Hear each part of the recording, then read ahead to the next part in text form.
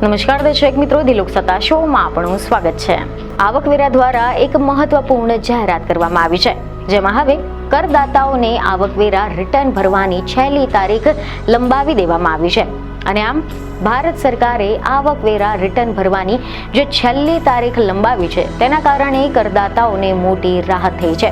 હવે કરદાતાઓ તેમના આવકવેરા રિટર્ન 16મી સપ્ટેમ્બર 2025 સુધી ફાઇલ કરી શકશે. અને અગાઉ આ તારીખ 15મી સપ્ટેમ્બર 2025 હતી, જે આવકવેરા વિભાગ દ્વારા એક દિવસ માટે લંબાવવામાં આવી છે. આ અંગે આવકવેરા વિભાગે એક પ્રેસ રિલીઝમાં જણાવ્યું છે કે ઇન્કમ ટેક્સ રિટર્ન દાખલ કરવાની જે અંતિમ તારીખ જે પહેલા 31 જુલાઈ 2025 હતી, તેને લંબાવીને 15મી સપ્ટેમ્બર 2025 કરવામાં આવી હતી. અને કેન્દ્રીય પ્રત્યક્ષ અને કર બોર્ડ એટલે કે CBDT એ હવે આ અંતિમ તારીખને હજુ પણ એક દિવસ માટે લંબાવવાનું નક્કી કર્યું છે. અને આના પ્રમાણે હવે ITR દાખલ કરવાની અંતિમ તારીખ 16મી સપ્ટેમ્બર 2025 કરવામાં આવી છે. ઇન્કમ ટેક્સ વિભાગે જણાવ્યું છે કે જરૂર ફેરફારો લાગુ કરવા માટે ઈ-ફાઇલિંગ પોર્ટલ એ 16મી સપ્ટેમ્બરની અડધી રાત એટલે કે 12 વાગ્યાથી લઈને 2:30 વાગ્યા સુધી મેન્ટેનન્સ મોડમાં રહેશે. મહત્વનું છે કે આ વખતના કેન્દ્રીય બજેટમાં લોકોને આવકવેરામાં મોટી રાહત આપવામાં આવી છે.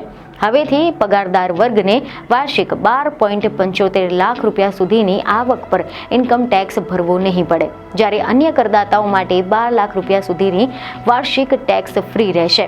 અને આના કારણે ઘણા બધા લોકોમાં આ વખતે ઇન્કમ ટેક્સ રિટર્ન ભરવા માટે ઘણી બધી ગૂંચવણો અને ગેરમાન્યતાઓ પણ છે. જો કે હવે અહીંયા પ્રશ્ન એ પણ થઈ રહ્યો છે કે આ તારીખ કેમ લંબાવવામાં આવી છે.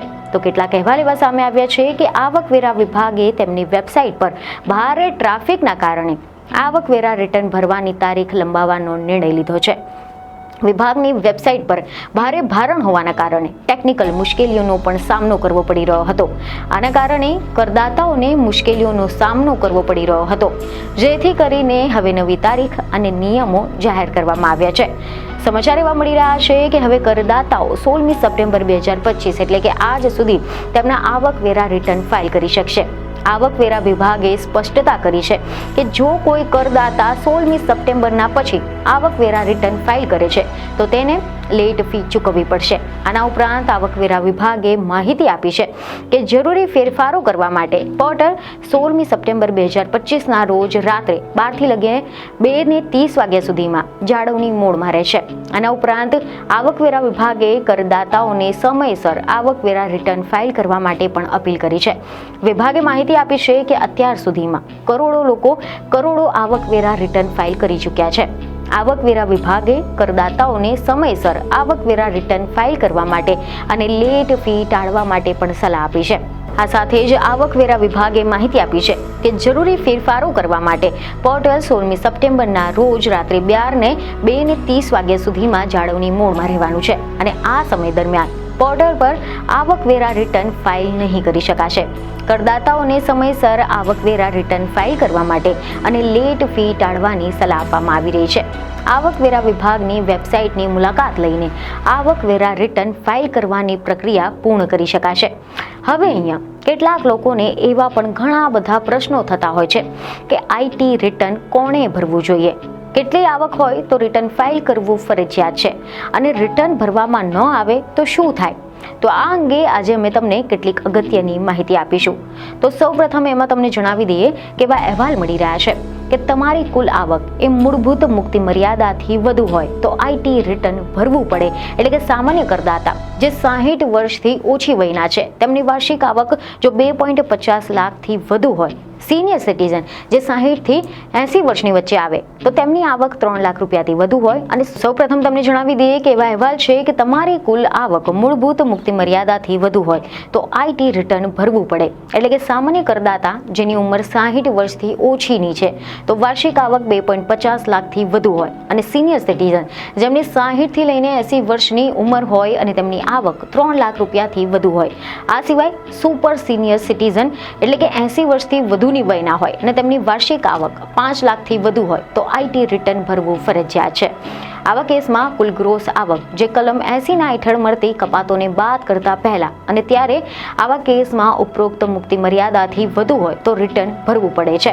આ ઉપરાંત દરેક કંપની અને પેઢીએ આઈટી રિટર્ન ભરવું ફરજિયાત છે, ભલે ને પછી નફો થતો હોય કે નુકસાન થતું હોય. તેવી જ રીતે જો તમે આઈટી રિફંડનો દાવો કરવા માંગતા હોય, તમે જો કોઈ નુકસાનને આગામી વર્ષમાં કેરી ફોરવર્ડ કરવા માંગતા હોય, તમારી પાસે ભારતમાં કોઈ સંપત્તિ હોય જે ટ્રસ્ટ હેઠળ ધાર્મિક કે પછી સખાવતી હેતુ માટે રાખવામાં આવી હોય, તમે કોઈ રાજકીય પક્ષ હોવ, તમે ભારતના રહેવાસી હોવ અને ભારતની બહાર સંપત્તિ કે પછી નાણાકીય હિત ધરાવતા હોય જેને NIR કે પછી RNOR resident but not ordinary રેસિડેન્ટને લાગુ પડતું નથી. આવી જ રીતે તમે જો ભારતના રહેવાસી હોય અને ભારતની બહારના ખાતામાં સહી કરવાનો અધિકાર ધરાવતા હોય પરંતુ એમાં પણ NRI કે પછી RNOR એટલે કે રેસિડેન્ટ બટ નોટ ઓર્ડિનરી રેસિડેન્ટને લાગુ પડતું નથી. આ સિવાય તો તમારે આઈટી રિટર્ન ભરવું પડે છે.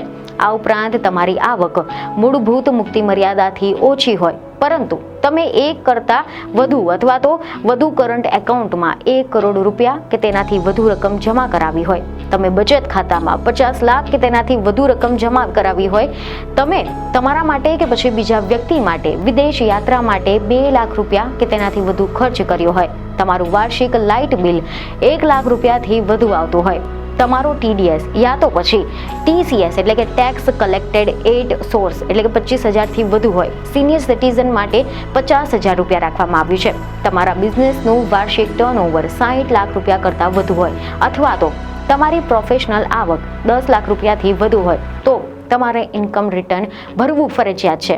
જે વ્યક્તિ કે પેઢીઓના ખાતાનું ઓડિટ કરવાની જરૂર નથી તેમના માટે પણ આઈટી રિટર્ન ભરવાની છેલ્લી તારીખ સામાન્ય રીતે 31મી જુલાઈ હોય છે.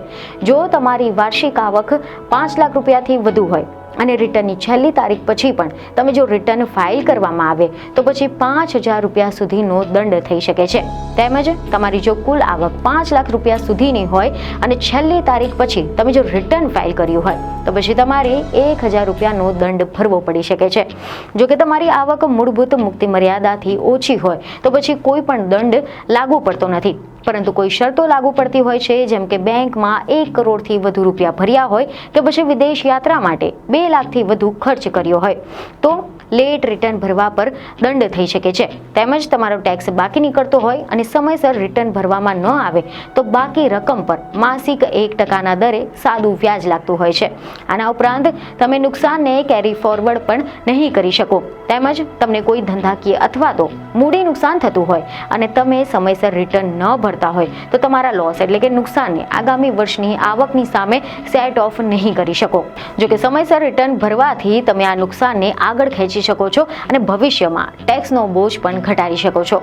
આ ઉપરાંત તમે વધુ ટેક્સ ભર્યો હોય અને રિફંડના હકદાર હો તો પછી મોડું રિટર્ન ભરવાથી રિફંડ મેળવવામાં પણ વિલંબ થઈ શકે છે. તેમજ ગંભીર કિસ્સાઓમાં ઇન્કમ ટેક્સ વિભાગ એક કાનૂની કાર્યવાહી પણ કરી શકે છે. 25,000થી વધુ ટેક્સ નીકળતો હોય તો 6 મહિનાથી લઈને 7 વર્ષ સુધીની જેલ અને દંડ થઈ શકે છે. આ સિવાય અન્ય કિસ્સાઓમાં 3 મહિનાથી 2 વર્ષ સુધીની પણ જેલ અને દંડ થઈ શકે છે. તો આ હતી ઇન્કમ ટેક્સ રિટર્નને લઈને કરદાતાઓ માટે કેટલીક મહત્વની જાણકારી. તો આશા છે કે તમને આ જાણકારી મહત્વની લાગી હશે, જેથી અમારા વિડીયોને લાઇક અને શેર જરૂરથી કરજો. બીજને ખબર સાથે ફરી મળીશું. ધન્યવાદ.